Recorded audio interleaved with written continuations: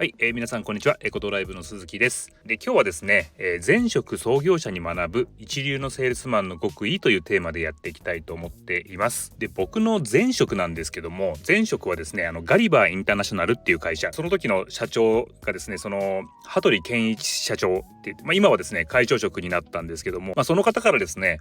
いろんなことを学びましたと。で、何を教えてくれたかっていうと、その一流のセールスはお客様が欲しいものを売るのではなく、お客様のためになるものを売れって言うんですよ。で、やっぱその三流のセールスって、そのお客さんの欲しいものを一生懸命売ろうとしてるんですよ。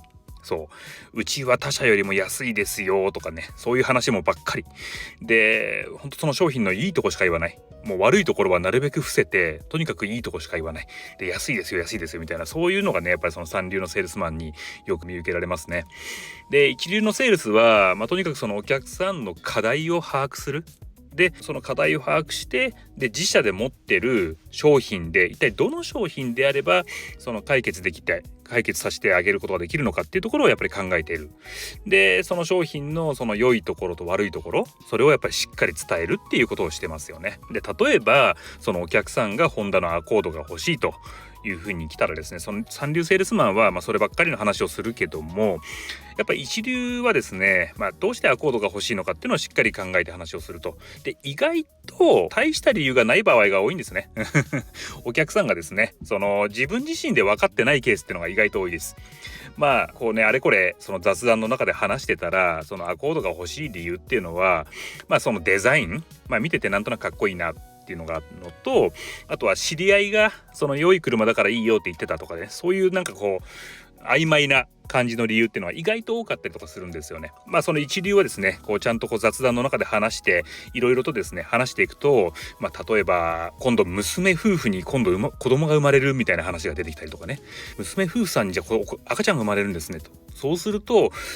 もしかしたらそのセダンだとそのチャイルドシートとかね積む時にちょっと若干腰かがめなきゃいけないからちょっときついですよねとか、そうするともう少し車体が高い車の方がいいかもしれませんねと。そうするとたまにね赤ちゃん連れて旅行とかにも行けるような車の方がいいですよねと。そうするとやっぱり2列のシートだとちょっとやっぱ狭いですよねと。じゃあその3列目があった方がいいなと。ただ常に3列シートだと車としては大きくなっちゃうから、そういった旅行に出かける時だけ3列目が出てくるようなその補助的なシートの方が良くないですかみたいな話をしていくとですね、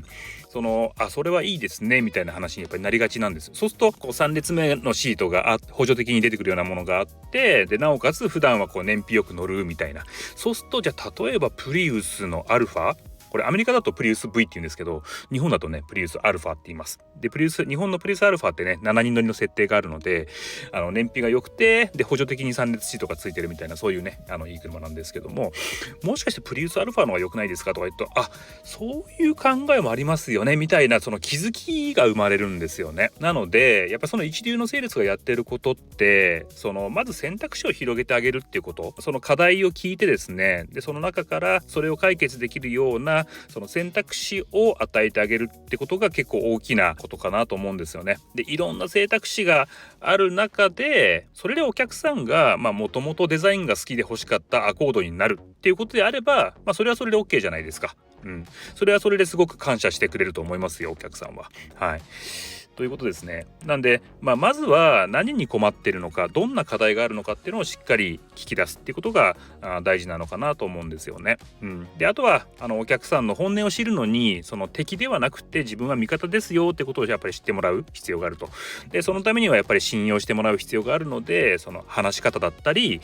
文章力とか返信のスピードとかね、あとは身なり時間を守るとか、あとはその知識力とかね、その親近感とか、そういったものもやっぱりその信用を上げるので大事になってくるかなと思うんですね。であとはこれもね月並みですけども、商品を売るというよりもですね、その自分を買ってもらうっていうことをしっかり考えることかなと思うんですね。そうですね。なので結構やっぱ三流のセールスマンだとやっぱ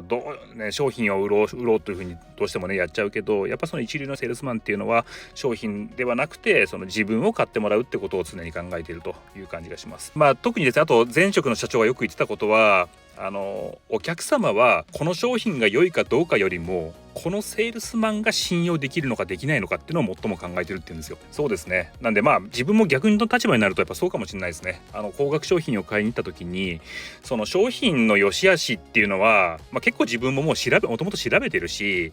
ある程度理解してる。でもこのセールスマンが言ってることって本当に信用できるのかなっていうのは考えてるかなって思うんですね。自分もですね、営業時代は浮き沈みがあって悪い時は商品を売ることばっかり考えて負のスパイラルに陥ることがよくあったんですよね。そんな時はですね、社長の羽鳥さんの言ってたお客様が欲しいものを売るのではなくお客様のためになるものを売るということですね、思い出してやっていくとですね、好転することがよくあったんですね。というわけで今日の話が何かの参考になれば嬉しいです。エコドライブの鈴木でした。またお会いしましょう。